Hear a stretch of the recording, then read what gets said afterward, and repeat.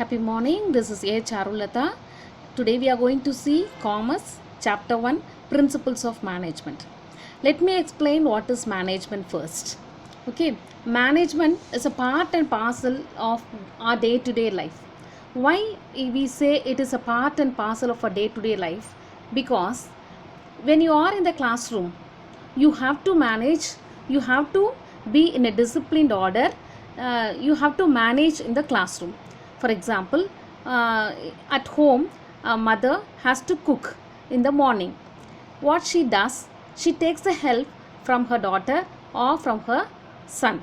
The daughter may cut the vegetables and give, and son may buy the vegetables and come. So she get the help from her siblings, so that she will manage to cook. So in order to do a work, she is depending on others, or she makes or she completes a work through others, with the help of the others. So we say that management is done through and with others, with the help of others. So wherever we go, whether it is a playground or it is a classroom or it is a hostel, we have to plan our actions and we have to execute them in a more systematic manner in order to arrive at a desired results.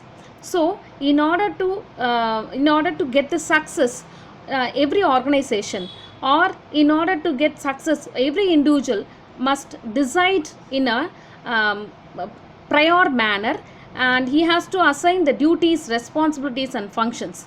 So we say that management is all the more important in an organizational life and in any part of the world, and it is a universal concept. So management is said to be a goal oriented, and it is the art of getting things done with and through others. So the practice of management helps to achieve the organizational mission and determines the future of the business enterprises. So management means we have to decide the goal in prior, and we have to move towards the goal we have to get things done either by ourselves or with or through the others. So only when we practice the proper management, it will help us to achieve the organizational goals or organizational results. Okay, this is the introduction part for the management. So you understand what is management. Let me go for the concept of management. Body of knowledge. The first concept is body of knowledge. Management literature is growing in all countries. It has specialized body of management theory and philosophy.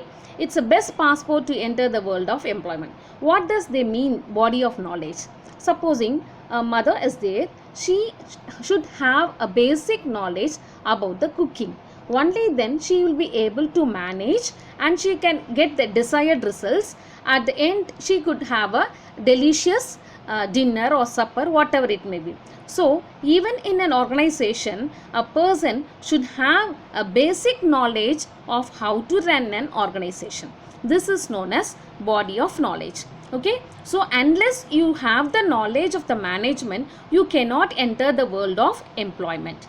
And the second one is management tools. As we say, communication tools. What are the communication tools? We can say it as cell phone, mass media like television, radio, newspapers, magazines. All these are the tools for the communication. In the same way, we can get the management tools from the different process like accounting, business, law, psychology, statistics, econometrics, data processing, etc.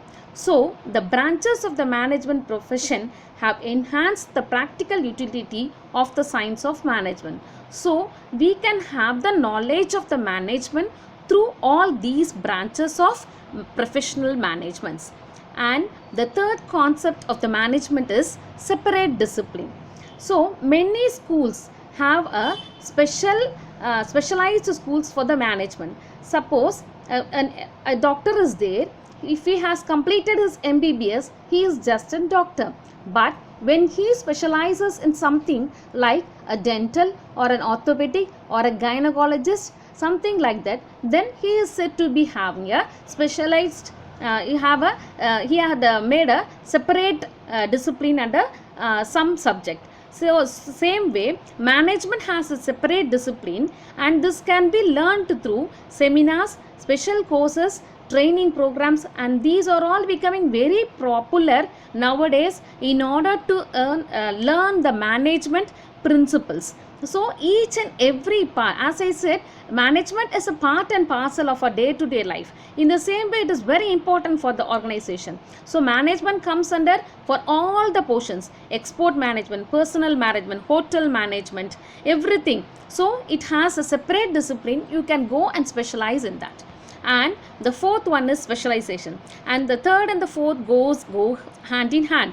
So we have to get specialized. Supposing if you want to become the principal of the school, you need to know the school management, isn't it? Suppose if you have to run the company, you should know the company management. If you want to become an accountant, you should know the accounting management. So in these ways, we do get the select the and specialized subjects, and we go become experienced persons in each functional areas of the management.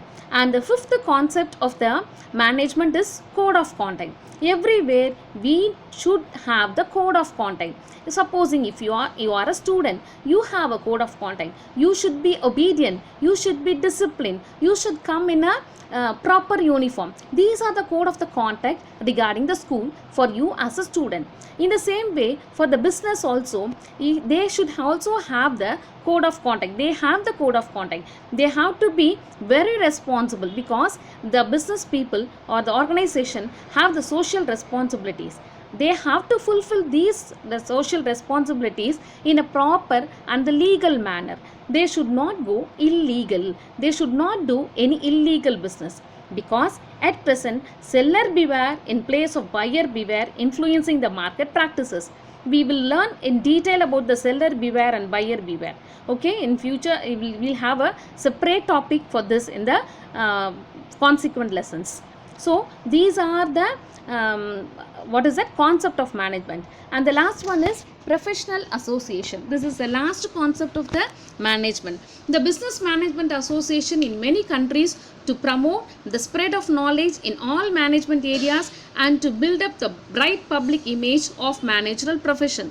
So like engineering or like MBBS, this management is also become a professional courses. So almost all the countries promote this, and they spread the knowledge of the management in all the places. So let me recap the concept of the management. The first one is body of knowledge, next management tools, and third one is separate discipline, fourth one is specialization, fifth one is code of conduct, and the last one is professional association. So these are the concept of the management. Now the next one is definition of management. There are so many definitions regarding the management, but the generalized definition what we have given in the book, in the textbook in page number 2 is: management is a distinct ongoing process of allocating the inputs of an organization by typical managerial functions for the purpose of achieving the stated objectives, which is output of the goods and services desired by its customers.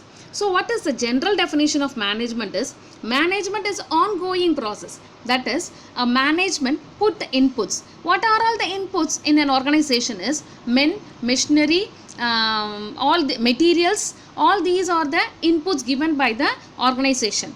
And they use these men, materials and machinery in a proper managerial functions. What are the managerial functions? Planning, organizing, directing and controlling. What is meant by planning? Anything that has to be planned before in prior on. Whatever they are going to produce, they have to plan in advance. And not only planning is enough. They have to organize the employees. They should reach the goal with the help of the employees. And they have to direct. The third one is directing. They have to direct the employees in a proper way in order to reach their desired goals. And the last one is controlling. They should have the control over the employees. They should ask them to finish the thing or output within the specified time.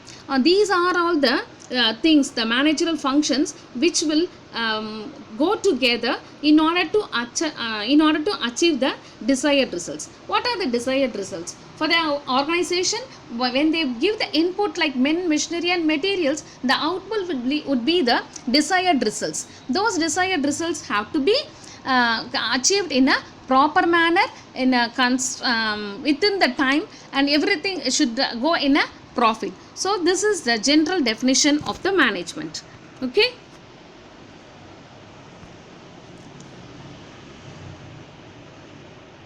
And the next one is precise definition of management. To manage is to forecast, to plan, to organize, to command, to coordinate and to control. This is the definition given by Henry Fayol.